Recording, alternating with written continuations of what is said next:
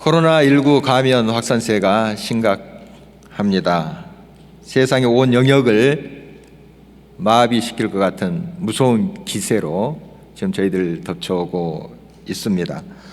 방역을 위해서 행동의 제약을 받게 되어서 불만을 품는 사람들이 세계 곳곳에서 또 시위를 하는 장면도 뉴스를 통해서 보게 되죠. 우리나라는 비교적 방역 수칙을 잘 지키고 있는 것 같아요. 그러나 코로나 상황이 지속되면서 사람들이 이제 피로감을 느끼게 됩니다. 좀 지치죠. 이게 이제 무력감 혹은 분노로 표출될 수 있다는 사실을 우리가 알고 있습니다. 코로나도 그렇지만 세계 곳곳의 테러와 폭력이 점차적으로 더 증가하고 있습니다. 이달 11월 초만 해도 엄청난 사건들이 이 지구촌에서 벌어졌죠. 이달 1일 에티오피아 서부 오로미아 지역에서 무장 세력이 또 민간인 54명을 죽이는 사건이 있었습니다. 주로 기독교인들이 이런 희생을 당했다고 합니다. 1년 전만 하더라도 에티오피아 그 신임 총리 아비 아흐머드 알리 라는 사람이 이제 40대 초반인데 정말 신선하게 등장했고 20년 동안 그 주변 국가들과 분쟁했던 것도 다 화해시키고 또 소말리아와 그렇게 앙숙관계에 있던 그런 모든 문제도 또 해결해 가면서 굉장히 떠올랐죠. 그래서 노벨 평화상 100번째 수상자가 됐습니다. 정말 매스컴들이 환호했고 또 칭찬도 많이 했습니다. 그런데 이달 11월 4일 이 알리 총리부터 국제사회 중재의 노력에도 불구하고 소수민족들 무차별하게 짓밟아 버렸습니다. 그래서 수천 명이 죽었고요. 4만 명이 인근 이제 수단에 피난을 갔다는 뉴스도 저희들이 접하고 있습니다. 지난 또 2일에 아프가니스탄 카불 대학교에서도 무장 괴한이 또 총기를 난사해 가지고요 19명이 죽고 많은 학생들이 또 부상을 당했다는 뉴스도 접합니다. 10월에는 한 달 전이죠. 10월에는 또 무고한 생명 학생 24명이 또 총기에 희생을 당했다고 합니다. 같은 날 오스트리아 수도 빈에서도 유대교 해당 그 인근에서 또 곳곳에서 테러가 발생해서 많은 사상자가 생겨났다 하는 암울한 뉴스를 저희들이 듣고 있습니다. 이달 초 한 2, 3일 사이에요. 며칠 사이에 그 부분만 지금 제가 한 자랑만 이렇게 말씀드렸는데 더 많은 폭력과 증오가 지금 이 땅에 벌어지고 있는 거죠. 참 이러한 모습을 보면 마음이 무거워지고 더 어두워집니다. 화해와 상생보다는 증오와 파괴가 더 심화되고 있는 것이 아닌가 하는 생각이 들고요. 문명은 날로 발전해 갑니다. 사람들의 지식도 많아지고요. 더 교육 수준도 높아가는데 왜 이렇게 험악해지고 있는지요? 이 사회는 더 어두워지고 있는지 참 안타깝습니다. 먼 나라 이야기만 그러겠습니까? 우리나라의 정치, 경제, 사회, 문화, 종교, 교육 등 여러 분야를 살펴보면 참 답답해 오잖아요. 참 암울하다, 어둡다 하는 느낌을 우리가 공감하고 있습니다. 그 어느 때보다도 우리의 어둠을 물려주질 그런 빛의 역사가 요청된다고 이렇게 볼 수 있습니다. 창세전 온 지면을 덮고 있었던 어둠과 혼돈함, 그것을 걷어내고 하나님께서는 말씀으로 온 만물을 지으셨습니다. 그 말씀이 바로 예수님이세요.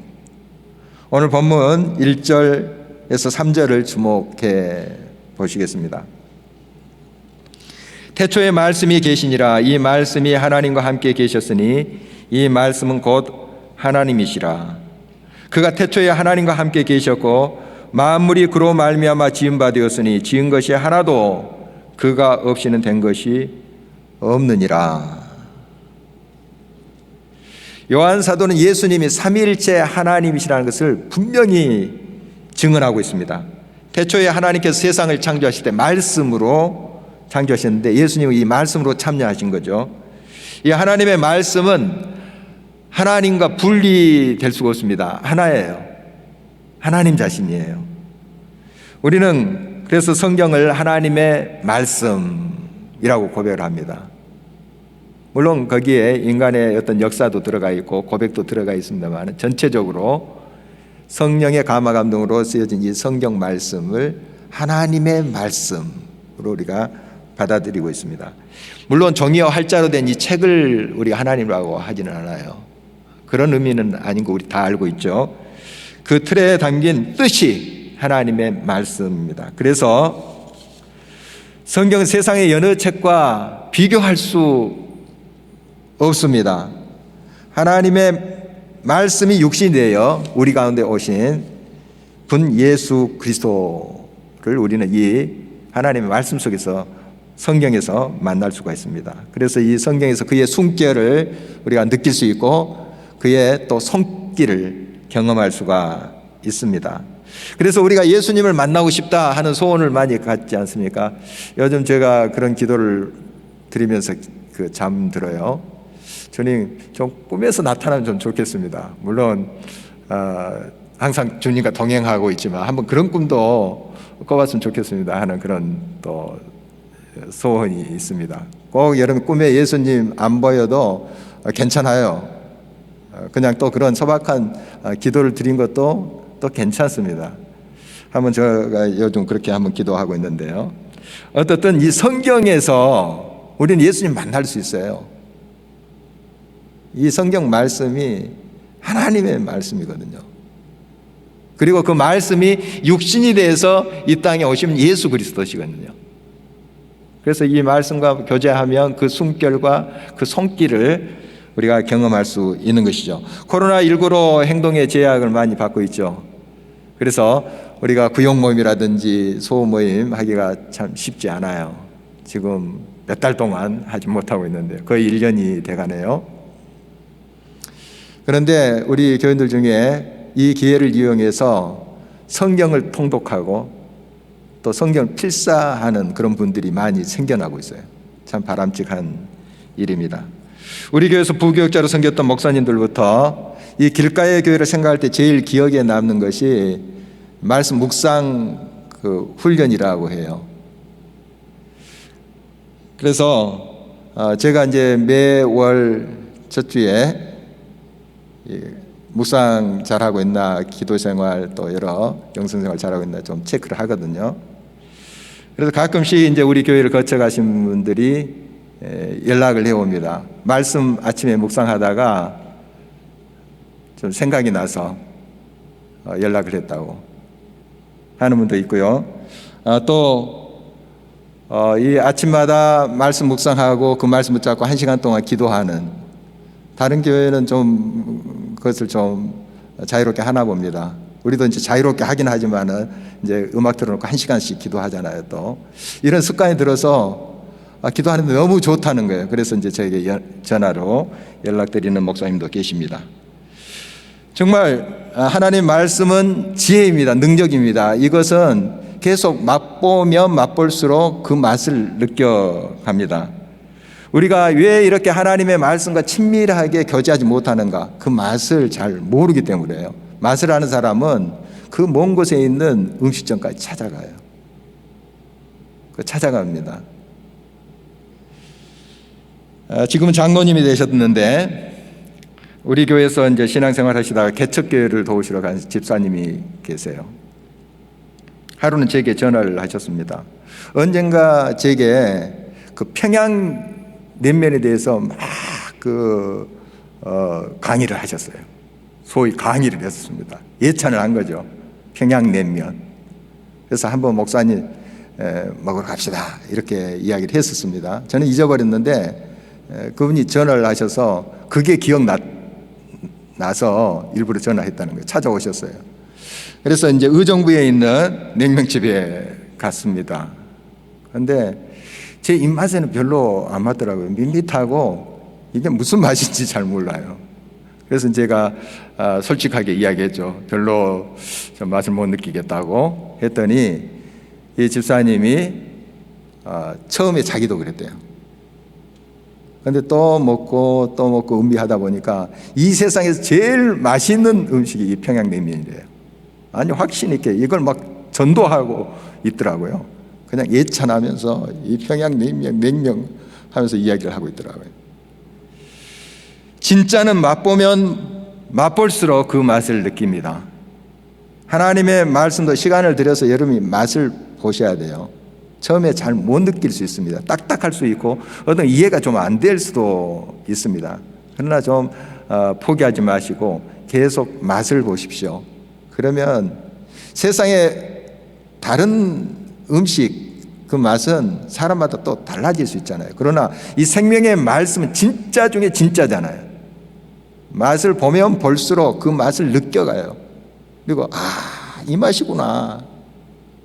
그때 그 집사님이 이렇게 내게 말씀을 묵상하는 게 너무 좋다 이렇게 이야기하는데 그게 이 맛이구나.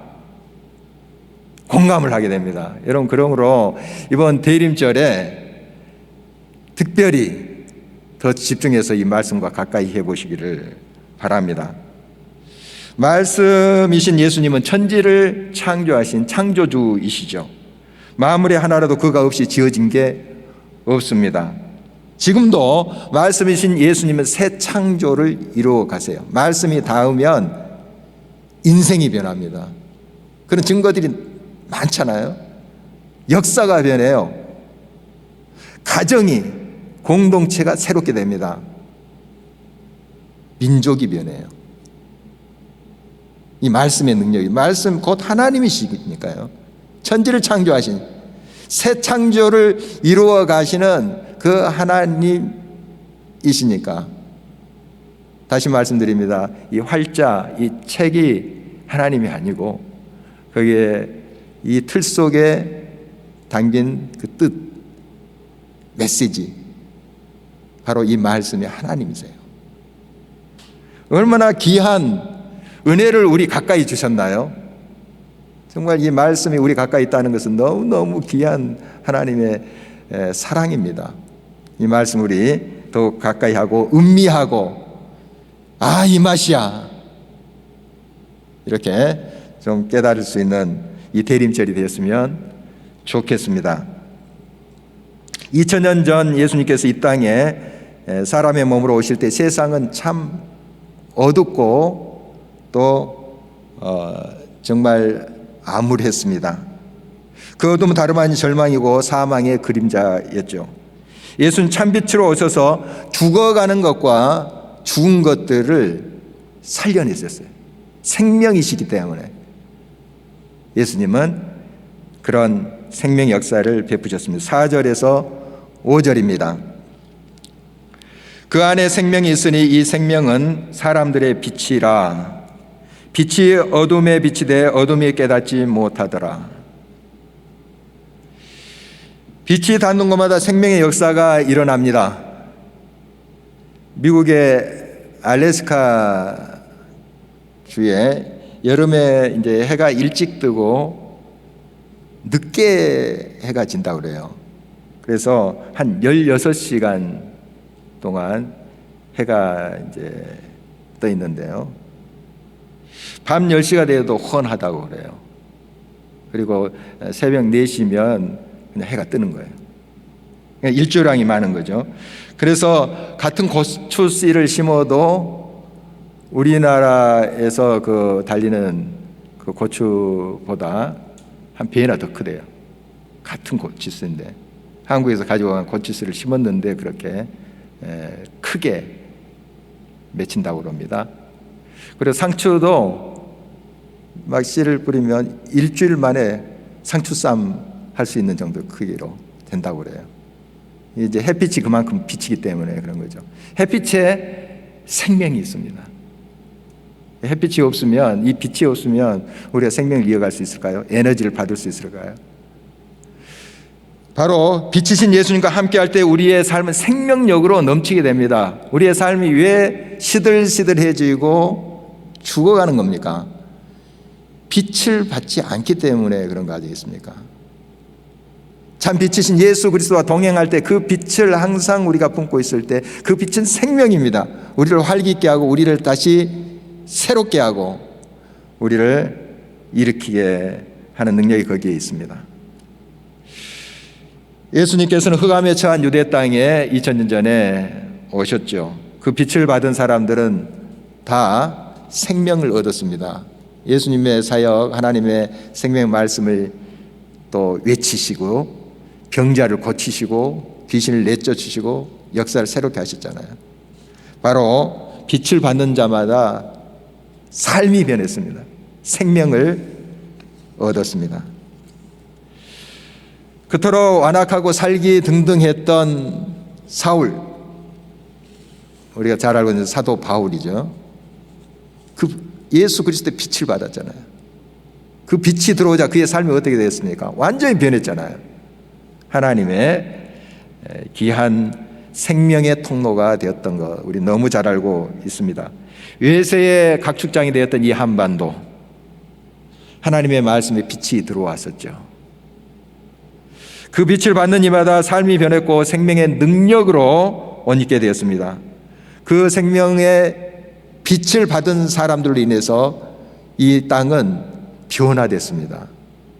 여러 가지로 세상 사람 이야기할 수 있지만 그 시점에 130년, 40년 전에 선교사님을 통해서 들어온 그 생명의 빛이 이 땅을 고치고 새롭게 했습니다. 물론 일제강점기 때 많은 침탈과 또 압제가 있었습니다. 그러나 그 생명의 능력이 있었기 때문에 그걸 다 헤쳐나온 것입니다. 말씀의 능력이 있습니다. 말씀의 생명이 있습니다. 말씀은 우리를 고치십니다. 회복하십니다. 그런데 아무리 빛을 비춰도 그것을 받아들이지 아니하면 역시 죽어갈 수밖에 없습니다. 생명의 능력을 경험할 수가 없죠. 강렬한 햇빛으로 섭씨 30도 이상 40도 가까이 되는 그 여름철에 얼음골에 들어가 본 적이 있어요. 얼음골. 진짜 말 그대로 살얼음이 이렇게 얼어 있더라고요. 여름인데 막 손을 담가도 차가워서 금방 빼내야 돼요. 왜 한참 더운 그 여름에 그것은 그냥 겨울입니까? 빛을 거부하기 때문에 그래요. 빛을 받아들이지 않기 때문에 그런 거죠.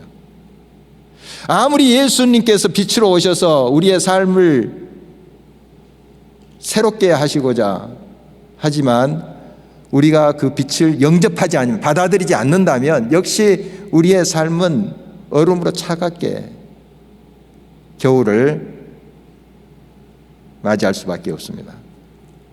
우리의 삶의 빗장을 열어야 됩니다. 마음의 빗장을 열고 빛이신 주님 다시 한번 우리가 가까이 해야 됩니다. 구체적으로 말씀과 함께 해야 됩니다. 생명의 빛이신 예수님을 마음에 모신 자는 하나님의 자녀가 됩니다. 12절 13절을 보실까요? 영접하는 자 곧 그 이름을 믿는 자들에게는 하나님의 자녀가 되는 권세를 주셨으니 이는 혈통으로나 육정으로나 사람의 뜻으로 나지 아니하고 오직 하나님께로부터 난 자들이니라. 하나님의 자녀라는 사실이 어떤 의미인지 우리는 사실 잘 몰라요. 우리는 하나님의 아들, 딸입니다 이런 찬양도 하고 고백도 하지만 사실 잘 몰라요. 천지를 창조하시고 온 우주의 주인이신 그 하나님이 우리의 아버지라는 그 사실 우리 잘 믿지 못하고 있어요. 그럼 믿는다면 그 사실 그대로 우리가 확신한다면 놀라운 일이, 정말 굉장한 일이 일어날 거예요. 그럼에도 불구하고 우리가 느끼든 못 느끼든 이 사실은 진실이에요. 내가 하나님의 자녀가 된 것이 진실이라고요. 우리가 지금 잘 그것을 깨닫지 못하고 있을 뿐이지요. 그래서 우리의 신앙의 여정은 이 사실, 이 진실을 깨달아가는 과정이라고도 볼 수가 있습니다. 많이 깨닫고 알면 알수록 그 능력은 저와 여러분의 것이 되겠죠. 영국 유학 시절 때 그 비자를 연장하려 몇 차례 그 이민국 영사과에 간 적이 있어요. 당시만 해도 우리나라 좀 이상이 낮았어요. 요즘 굉장히 우리나라 알아주죠. 그런데 제가 이제 공부할 때만 해도 좀 몰라요. 코리아가 어디 있는지. 그런 사람도 꽤 많았습니다. 또 노스 코리아인지 사우스 코리아인지 구분도 못해요. 그런 시절이니까요. 그래서 이 아프리카나 동남아시아 이제 제3세계라고 이렇게 좀 불려졌잖아요. 좀 안 좋은 소리긴 하지만 좀 이런 취급을 받았습니다. 우리나라도. 그래서 이 비자를 받는데 이게 쉽지 않아요. 새벽 일찍부터 가서 줄을 서야 됩니다. 추운데 줄 서고 이제 문을 열면 안에 들어가는데 하루 종일 걸릴 수 있어요. 계속 의자에서 기다리는 거예요. 그리고 어떤 때는 이게 밀려가지고 그날 문을 닫아요. 그럼 돌아가야 됩니다. 참 그때의 심정이 이제 설교 준비하면서 떠오르더라고요. 이 직원들 이제 인터뷰 하잖아요. 뭐 하냐, 또 은행 잔고가 얼마 있냐, 뭐 하는 거 막 이렇게 또 묻고 해요. 인터뷰를 합니다. 그런데 이 사람들 친절하지 않아요. 굉장히 매서운 눈초리로 죄인을 보는 듯한 그런 눈초리로 보는 거예요. 그도 그럴 것이 불법으로 체류한 사람들이 꽤 있어요, 영국도. 근데 이게 이제 골칫거리거든요. 그러니까 이 사람 의심하고 가는 거예요. 그래서 그런 눈초리로, 그런 자세로, 그 자세로 이야기하는데 그 앞에서 너 이따위로 하냐, 이렇게 업무 보냐, 이렇게 할 수 없어요. 나가 너 이러면 끝이니까. 도장 안 찍어주면은 나가야 되니까. 거기서 고분고분 대답하는 나의 모습. 그런 것을 느꼈습니다. 이제 공부할 때 그거 전혀 느끼지 못해요. 뭐 선진국에 온 학생이나 저나 일본에서 온 학생이나 전혀 나 차이를 못 느끼는데 꼭 이 비자 연장을 받을 때는 일본 애들은 여유가 있어요. 영국에서 알아주거든요. 그런데 우리 한국 사람들, 또 제3세계에 온 학생들, 사람들 우척 이축되어 있습니다. 지금 우리는 우리나라에서 비자 연장 걱정하지 않고 살고 있습니다. 그런데 걱정하고 있는 사람들이 있어요. 외국인 노동자들, 이주민들.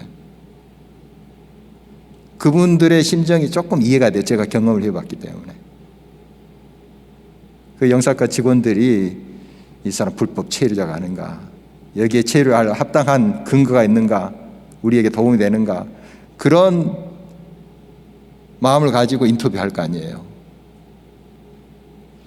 여러분, 하나님의 나라의 시민권을 가졌다 하는 거 어떤 의미인지 여러분 실감이 나십니까? 하나님의 자녀가 됐다는 거. 우리 하나님의 나라의 자녀들입니다. 시민권자, 뭐 비자 연장할 필요도 없어요. 길게 줄 설 필요도 없고 그 직원 앞에서 긴장할 필요도 없어요. 하나님의 자녀들입니다. 하나님의 나라의 시민권자를 넘어서 하나님의 자녀, 하나님의 아들, 딸입니다. 예수 그리스도께서 우리의 신분을 이렇게 만들어 주신 거죠. 얼마나 큰 은혜입니까? 이것을 우리가 점점 깨달아 가면 좋겠습니다. 이 권세가 얼마나 큰지 우리보다 더 잘 아는 존재들이 있어요. 천사들입니다. 우리보다 우리가 하나님의 자녀인 것을 더 잘 알고 있어요. 그래서 그들도 우리를 흠모한대요. 부러워한대요. 우리가 정작 모를 뿐이죠. 둔감할 뿐이죠. 이 사실은 진실입니다. 이것을 우리가 깨달아갈 수 있도록 하나님께 기도하면서 나아갔으면 좋겠습니다. 하나님의 자녀는 빛의 사람들입니다. 열매로 그 나무를 알듯이 삶의 열매가 그 사실을 증거합니다. 에베소서 5장 8절에서 9절입니다. 너희가 전에는 어둠이더니 이제는 주 안에서 빛이라. 빛의 자녀들처럼 행하라. 빛의 열매는 모든 착함과 의로움과 진실함에 있느니라. 이 빛의 열매를 우리 빛의 자녀인 저와 여러분들은 맺게 돼 있어요. 그게 착함과 의로움과 진실함인데, 이 착함 선한 것이죠. 착한 것. 이 마음에 깊이 있는 그 동기, 또 어떤 과정, 목적, 이것이 다 선한 거예요. 착한 거예요. 어떤 행위에서도 그것이 나타나겠죠. 착한 마음이. 결국 이 선은 살리는 거예요. 그 동기, 과정, 목적에서 살려내려고 하는 거예요. 그런데 반대로 악은 죽이려고 하는 것입니다. 이걸 살펴보면 선과 악을 구분할 수 있어요. 우리 빛의 자녀들인 하나님의 알딸들은 어떻게든 살려내야 됩니다. 그것이 우리가 선택해야 될 길인 것이죠. 의로움은 공의와 정의를 세우는 것인데요, 의라는 것은 올바른 관계를 말하죠. 불이라는 것은 반대로 그 관계를 깨뜨리는 겁니다. 그래서 우리는 이 관계 회복을 위해서 아프더라도 이 불의를 제거해야 되는 거예요. 먼저 자기 안에 있는 불의가 있나 살펴야 됩니다. 다른 사람의 불의에만 집중하는 것이 아니라 나를 살펴야 돼요. 그리고 다른 사람의 불의를 제거해 가야 되겠죠. 이게 바로 의로움을 추구하는 정의와 공의의 삶이라고 볼 수 있습니다. 진실함이란 앞뒤가 맞는 것입니다. 진실한 말은 끝까지 변함이 없어야 되는 거예요. 진리라는 게 그렇지 않습니까? 자꾸 이 말이었다 저 말이었다 앞뒤가 안 맞고 하는 게 진실일 수 없죠. 이건 거짓이죠. 거짓은 거짓으로 다 꾸며내니까 앞뒤가 안 맞아요. 틀려버립니다.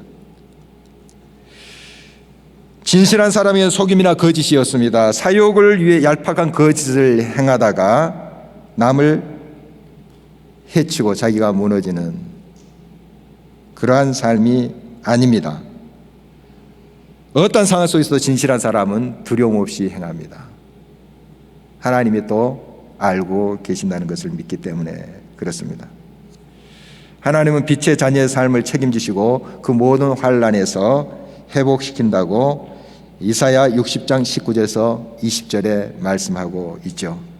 다시는 낮의 해가 내 빛이 되지 아니하며 달도 내게 빛을 비추지 않을 것이요 오직 여호와가 내게 영원한 빛이 되며 내 하나님이 내 영광이 되리니 다시는 내 해가 지지 아니하며 내 달이 물러가지 아니할 것은 여호와가 내 영원한 빛이 되고 내 슬픔의 날이 끝날 것임이라. 참 빛이신 여호와 앞에 우리가 행할 때에 하나님 영원한 영광의 빛으로 우리가 함께 하십니다. 그래서 그 빛이 들어오면 어둠이 물러가게 되겠죠. 그래서 우리의 모든 위협으로부터 우리를 건져 주실 것입니다. 우리의 슬픔의 날은 이제 끝나야 되고 감사와 기쁨에 찬송하는 날로 우리들에게 선물하실 것입니다. 천지를 창조하신 말씀이 육신이 되어 우리 가운데 오신 분이 바로 예수님이십니다. 참 빛의 역사를 경험하면서 은혜와 진리가 충만한 삶을 누릴 수 있도록 특별히 이 대림절 기간 우리 예수님을 더 깊이 묵상했으면 좋겠습니다. 말씀을 더 가까이 하고 사귀었으면 좋겠습니다. 그리고 이 하나님의 자녀가 됐다, 그게 실제거든요. 그렇게 우리 주님께서 우리들을 신분을 변화시켜 주셨어요. 완료형입니다. 사실이에요. 얼마나 큰 특권인지 우리가 계속 이 대림절에 묵상하면서 그 은혜를 깊이 경험했으면 좋겠습니다. 하나님의 자녀의 권세, 깨달아갈 때 깨달은 만큼 그 역사를 내가 경험할 수가 있어요. 아무리 좋은 거 있더라도 내가 그것에 대해서 잘 알지 못하면 그걸 누릴 수 없잖아요. 굉장한 사양이 좋은 스마트폰이 있는데도 그냥 전화만 하고 문자만 보내는 저 같은 수준이면 별 그게 기기가 의미가 없어요. 그래서 그걸 잘 알고 이용하면 대단한 것을 또 누릴 수가 있잖아요. 여러분, 하나님의 자녀입니다. 빛의 자녀입니다. 우리 주님이 그렇게 하셨어요. 이 땅에 오셔서 그렇게 우리를 존귀하게 하셨습니다. 이 대림절에 꼭 이 사실을 만났으면 좋겠습니다. 그리고 그 능력 안에 믿음으로 승리하는 저와 여러분 되실 주의 이름으로 축원합니다. 우리 함께 일어나셔서 찬송하도록 하겠습니다.